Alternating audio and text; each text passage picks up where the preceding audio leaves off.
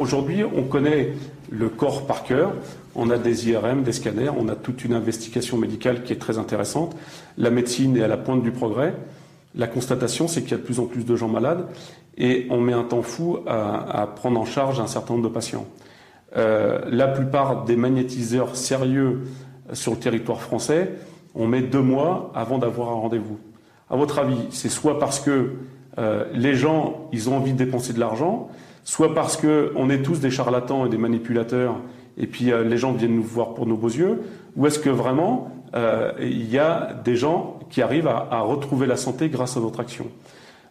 C'est une question que je pose, mais la question, à un moment donné, il faudra bien la poser. Parce que dans tout ça, il y a une personne qui trinque, c'est le malade.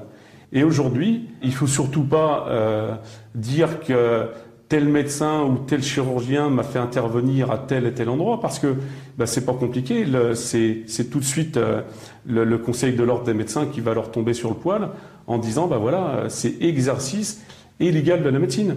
À propos de la relation entre l'ordre des médecins que j'ai pu avoir et les magnétiseurs, il est certain que je n'ai pas rencontré de difficulté. Aucune.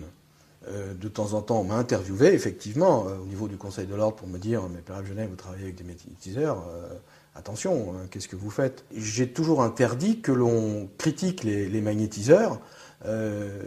Encore une fois, c'était ce que j'avais dit un jour au président du Conseil de l'ordre. Je lui ai dit « Mais au fond, qu'est-ce qui nous intéresse ou qu'est-ce qui t'intéresse? Le résultat est des gens qui vont mieux ou la rigueur médicale et le pouvoir médical ?» Alors, c'est évident que la discussion est devenue très, très vite passionnelle, mais je crois que le problème se pose comme ça. On a trop tendance à se retrancher, se replier derrière des connaissances médicales et un pouvoir médical, en oubliant un petit peu ce que devient le patient. Un patient qui va mieux et qui est beaucoup mieux, s'il se fait traiter par phytothérapie, par imposition des mains, par n'importe quoi, je dis bravo, j'ai pas à y mettre mon grain de sel de médecin, l'important c'est que cette personne aille mieux.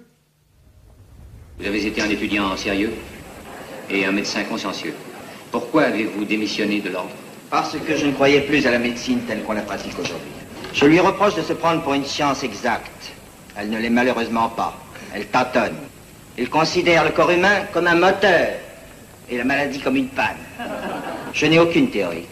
Je constate une chose que tous les médecins connaissent, mais qu'ils ont étrangement tendance à oublier. C'est que le corps et l'esprit forment un tout. Il y a interaction de l'un sur l'autre et qu'on ne peut pas les séparer.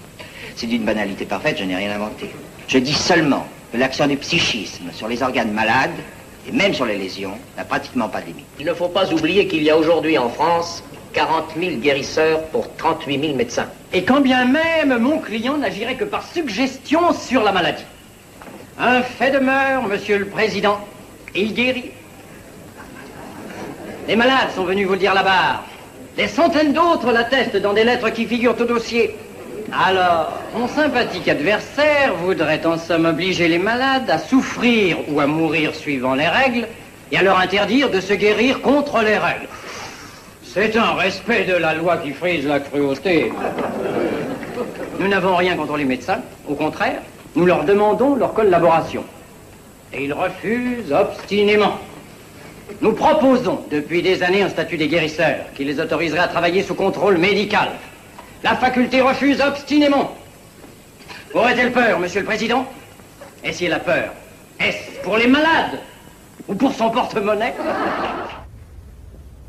En France, un guérisseur magnétiseur peut être attaqué à la fois d'exercice illégal de la médecine, de mise en danger d'autrui et d'abus de faiblesse.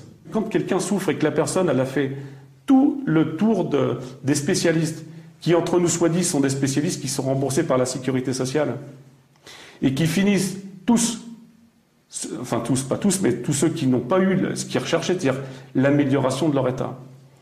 Chez des gens pour lesquels la sécurité sociale ne fonctionne pas. Et tant mieux. Enfin, pour mon cas, tant mieux. Je ne veux pas du tout être à la fois ni reconnu, je suis reconnu pour le fisc, c'est suffisant.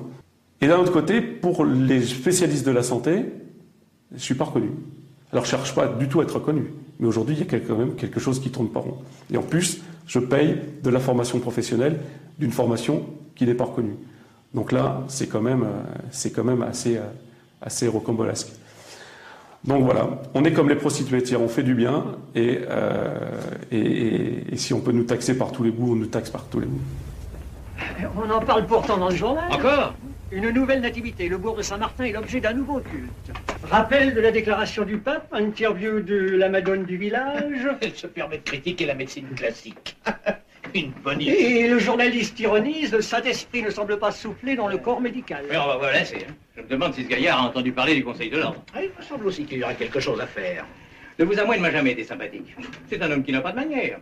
Enfin, il m'a reçu chez lui, debout dans sa cour, en train de fendre son bois. Ce n'est pas la question, c'est le point de vue moral, moi, qui m'intéresse. Faire parler de soi dans les journaux, ça porte un nom. Publicité. Les faits sont là, appuyés par des témoignages. Publicité donnée à une méthode que vous vous proclamez être le seul à employer, tout au moins dans la région. Proposition d'éduquer le public à titre gratuit, je le reconnais. Mais cela peut constituer un recrutement de clientèle. Vous reconnaissez les faits? Avez-vous quelque chose à dire? Je n'ai rien à dire, Monsieur le Président. Vous ne pouvez pourtant pas prétendre ignorer que tout cela est absolument interdit par notre code de déontologie médicale. Avez-vous quelque chose à dire? Non. Nul n'est digne de posséder un diplôme s'il n'est pas capable de le gagner tous les jours. Monsieur le Président, puis-je maintenant demander la parole?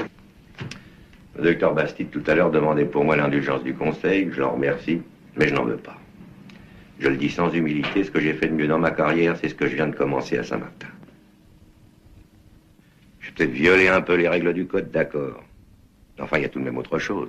Nous sommes des médecins. Nous ne sommes pas une société de défense d'un commerce. Et la justification de ma conduite, je vais vous la donner. Elle sera ici dans 1 heure. Qui? Une jeune femme qui est en route pour faire devant vous la démonstration de son accouchement. Ça ne regarde pas le Conseil. Mais je ne pense pas qu'il y ait autre chose qui le regarde. Et dites, vous savez l'heure qu'il est? Il va bientôt être temps d'aller déjeuner. Quoi, monsieur? La curiosité scientifique serait-elle morte? On s'adresse à votre cerveau, et c'est votre estomac qui répond. Le rationnel a du bon, mais il est quelquefois extrêmement destructeur. Parce que vouloir à tout prix dire « ça réussit parce que », ça c'est extrêmement dangereux, à mon sens. Et celui qui s'est bien foutu de notre gueule, et qui a très bien compris notre mécanisme de fonctionnement, quand je dis nous, c'est-à-dire les médecins, c'est Molière. Voulez-vous me dire ce qu'il y a de changé depuis minimum de ces 3 siècles, et je ne parle pas bien avant, qu'est-ce qu'il y a de changé dans la mécanique de fonctionnement du rationnel médical? Un médecin qui ne comprend pas quelque chose va mettre un nom sur la maladie ou sur le trouble. Le poumon, vous dis-je.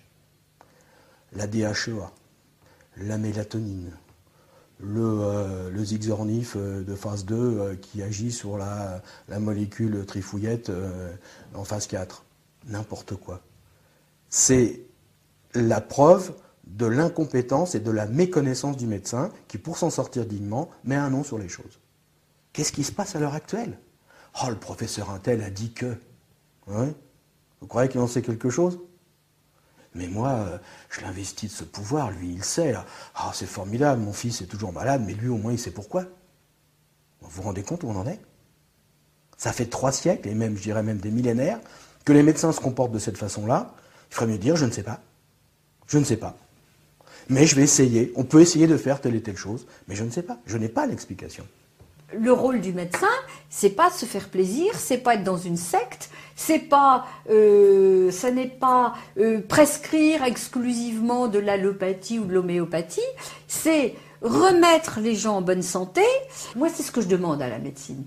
Et c'est pour ça que j'aime bien fonctionner comme les médecins chinois, c'est-à-dire remettre les gens en bonne santé et après les entretenir en bonne santé. Parce que ça, c'est le vrai rôle du médecin. Voilà. Et donc, quand un patient me dit, eh bien, que quand on va voir un guérisseur, un magnétiseur en particulier, pour un zona ou pour une brûlure, et que ça passe beaucoup mieux, je me dis, mais dans le fond, pourquoi pas? Pourquoi pas? Si on peut permettre aux gens d'être établis plus vite, de moins souffrir et d'aller mieux, Eh bien, je me dis, voilà. Et donc, c'est comme ça que je me suis rendu compte qu'effectivement, ces gens-là savaient faire des choses dans un certain nombre de pathologies. Je pense en particulier aux zonas, aux brûlures.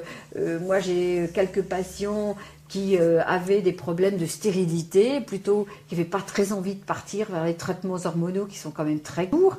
Et donc, ils sont allés voir un magnétiseur. Et puis, quelques temps après, ils étaient enceintes. Bon. Alors, hasard, pas hasard. Bon, mais quand c'est une fois, 2 fois, 3 fois, 10 fois, moi, je commence à me poser des questions et je me dis, bon, qu'en est-il ? Des expériences ont été menées dans différents laboratoires de par le monde. Le but, analyser les modifications que des guérisseurs pouvaient engendrer sur des bactéries, des plantes, des souris et des rats. Ces chercheurs ont acquis la certitude de l'existence d'une énergie qui se transfère du guérisseur vers le malade. I think we are entering into a new era at the present time. At the present time, it's still the era of chemistry and biochemistry. And I think we're entering into the field of physics and biophysics. And I think one has to realize that the body is not only a chemical machine. Most healers will tell you that many that I've talked to, many of them, and it's the reason I got interested in the field, they'll tell you that they're transmitting an energy from the ambience, from the surroundings. Now that shouldn't surprise us. I mean, I know it sounds strange to some people, but should it sound strange to people who have radios and who have television sets and who are constantly picking up images and all kinds of things from the air? Why should it be strange that living things should have that capacity too? Radiating, we're doing that right here, now. We radiate to each other. It's impossible that we can avoid this. I think we live in that kind of milieu. The only trouble is it's for a long time it's been ignored. I mean, of course, we know that some people have paid attention, but they haven't paid attention to it scientifically. It's the poets and the writers, and they who describe all these things. They will speak. It's mostly them who are interested in the question of the energy. It's the intellectuals outside the scientific movement, often, who are interested in these things. As you start talking about it, isn't it in science they say, oh, you're talking about a metaphor. Science does not believe in a living energy.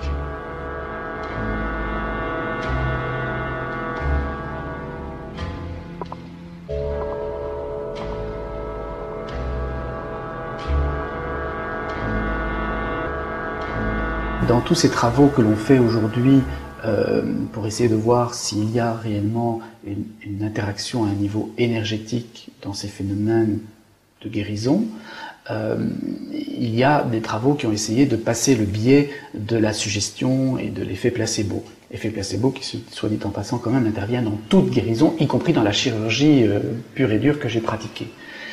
Il y a des études qui ont été effectuées sur des organismes vivants, mais qui n'avaient pas le mental que nous autres humains nous avons, à savoir des bactéries, à savoir des colonies de levure, ou des animaux éventuellement. John Zimmerman, à l'université du Colorado, à Denver, a effectué une série d'enquêtes et de travaux intéressants en s'adressant à des guérisseurs dans différentes traditions et en essayant d'enregistrer les chants émis par les mains de ces thérapeutes.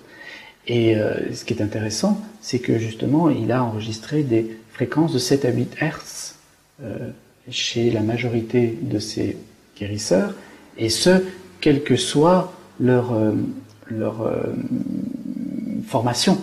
Cette fréquence de 7 à 8 Hertz, qui est une fréquence qu'on constate au niveau des mains des guérisseurs, qu'on constate au niveau du cerveau des guérisseurs, avec ces ondes alpha, et qui est une fréquence dont on sait qu'elle a des effets thérapeutiques, notamment sur la réparation osseuse, eh bien cette fréquence de 7 à 8 Hertz, c'est la fréquence qui est celle du champ magnétique terrestre de la fréquence de Schumann.